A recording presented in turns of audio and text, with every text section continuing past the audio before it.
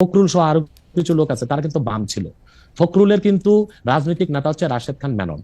আমি মনে হয় রাশেদ খান মেনন আমার ভুল না হলে জেলে আছে।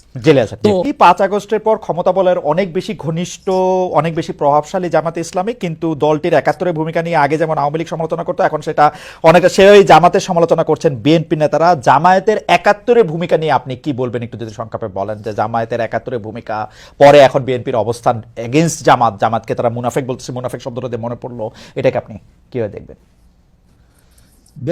প্রথম কথা হচ্ছে 71 সালে আমার জন্মই হয়নি, অথবা আমি প্রত্যক্ষভাবে কিছু দেখিনি। কিন্তু আপনার জন্ম তো ধরেন 3000 বছর আগেকার খবর। আমি ওই দিন একটা আপনার স্ট্যাটাসে কথা শুনতেছিলাম যে সেই খবর তো আপনার আছে। সেটা বলছি। এখন আমি সব ইতিহাস পর্যালোচনা করে দেখলাম যে মূলত 71 সালে শুধু স্বাধীনতার বিপক্ষে জামাত অবস্থান নেয়নি, মুসলিম লীগও তো অবস্থান নিয়েছিল। আচ্ছা, এখন বিএনপির জন্ম কিভাবে এটা বলেন।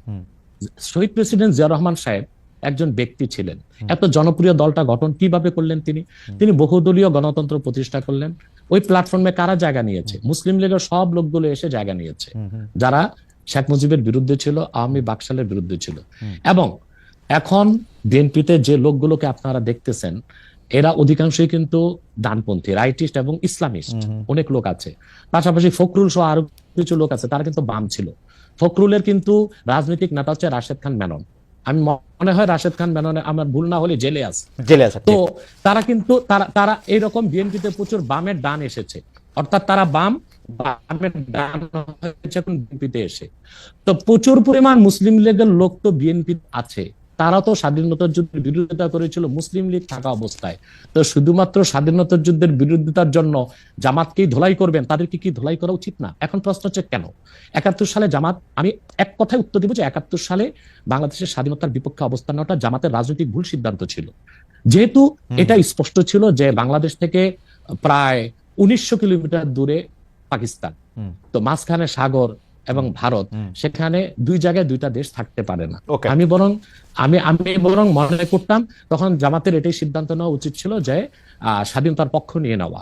কিন্তু তারা নেয় নাই কেন, সেটা একটা জবাব তারা এটা দিয়ে থাকে যে তারা বুঝতে পেরেছিল বাংলাদেশ স্বাধীন হলে ভারত এখানে করবে, আধিপত্য বিস্তার করবে। এবং সেটা আমরা পরে দেখি যে ভারত কিন্তু আধিপত্য বিস্তার করেছে।